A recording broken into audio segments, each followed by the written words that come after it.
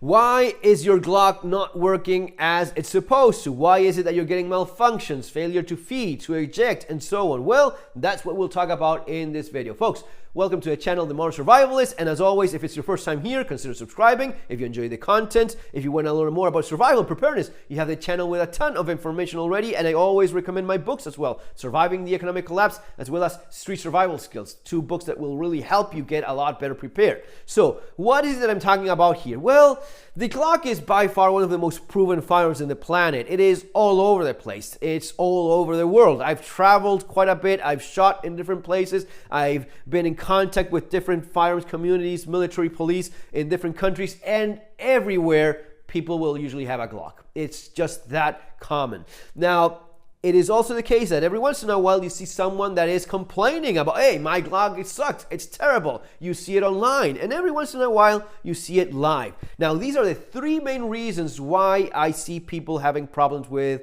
Glocks. Now, I'm no firearms expert. I've just been using Glocks for a long time. I have done the Glock Armor course, which is simple enough. You don't have to be a genius. It is truly a very simple firearm to repair, not only just shoot and handle, but also to repair. It cannot be easier, really. So it's a very simple procedure to fix anything that went wrong in a Glock out of wear and tear, because it's natural thing. You know, whenever you end up using something after a while, parts degrade, break, and so on. But I'm talking about three things that are outside that expected wear and use of the firearm. Well, let's start with number one. The main reason I see people having problems is because of this.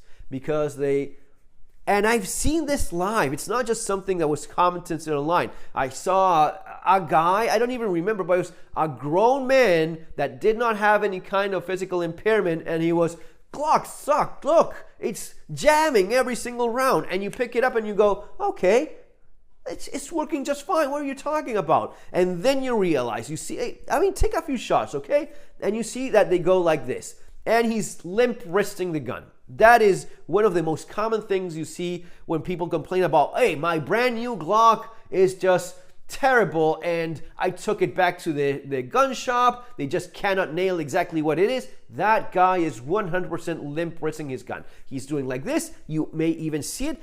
In one case, I remember that the guy had this weird-ass grip where he was not going for the V of his hand. He was just leaving enough room, and it wasn't all that visible, but you could see there was a weird jerking because he did not hold the gun properly.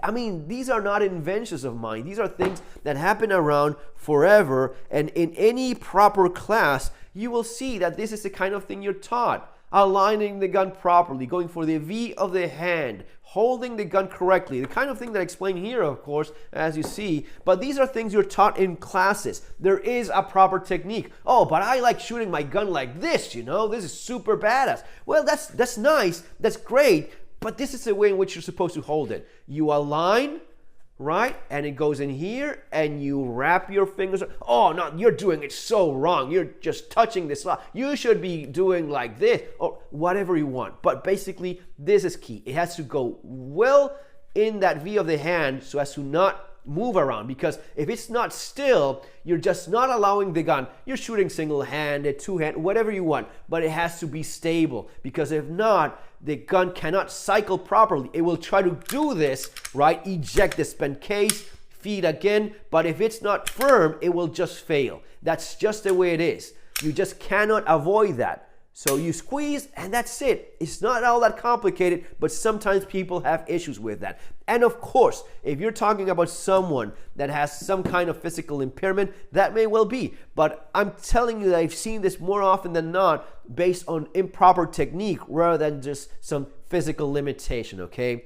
That is definitely number one. That is usually the case. Now, number two, the other thing you see all the time is you go, you buy yourself your nice Glock, you're super happy, and then you go and buy whatever shitty ammunition you can find by some drug dealer being sold under a bridge. Not one round looks like the other, and it's a shit show of ammo that it's impossible to work properly in any kind of gun. And then you're surprised when it's not work.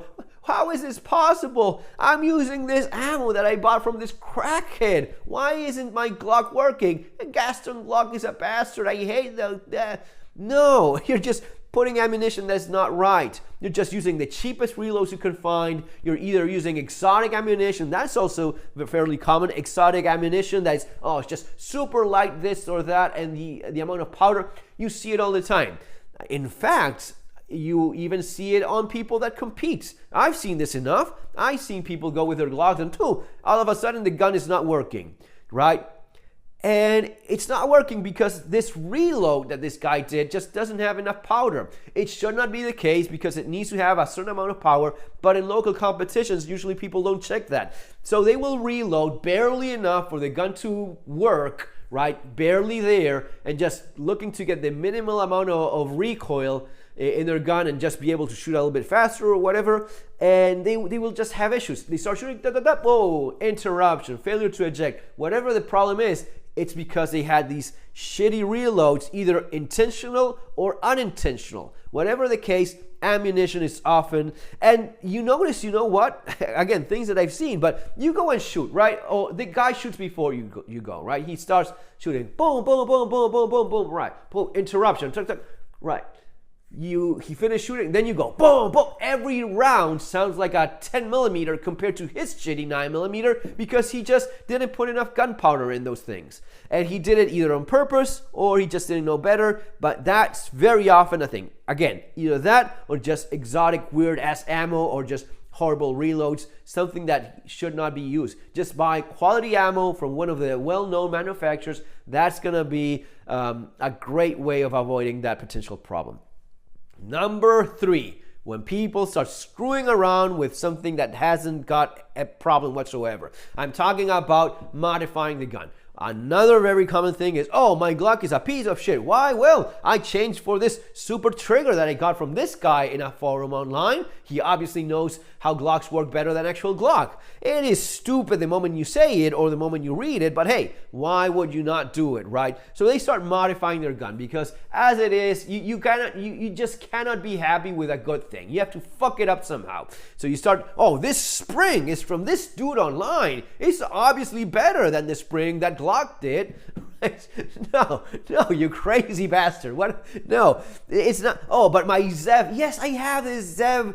Yes, it's all great. Zev is fantastic. We all love, but it's not Glock. So you have some second market parts and so on. Some better than others. Some high quality things here and there. But nothing is going to work as reliably as the original thing. You want to go around changing parts, it's easy enough, go do it. Make sure you don't fuck around with something that you cannot fix, like modifying the original parts of the gun, right? I'm going to drill a few holes here so as to make my own compensated Glock 19C. And you, all right.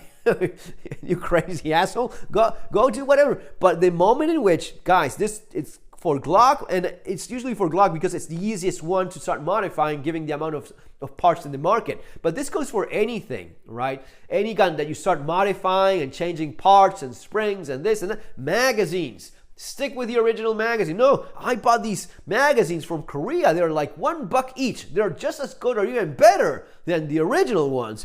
No, they're not. They're not. The best magazines are Glock original magazines. So they're the best magazines. No, but these are from Magpul. Well, I have Magpuls. They work okay. I would still trust the original ones more. I would still trust the ones by Glock more.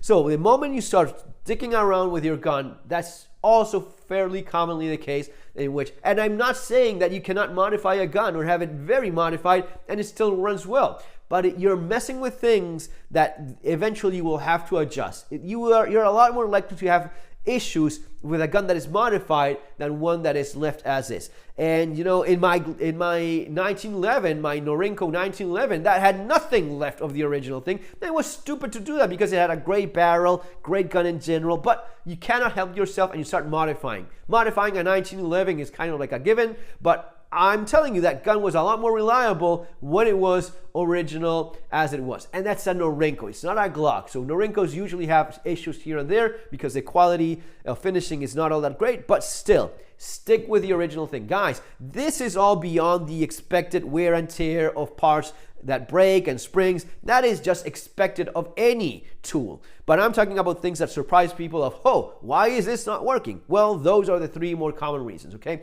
Folks, see you on our next video. Take care. Have an awesome day.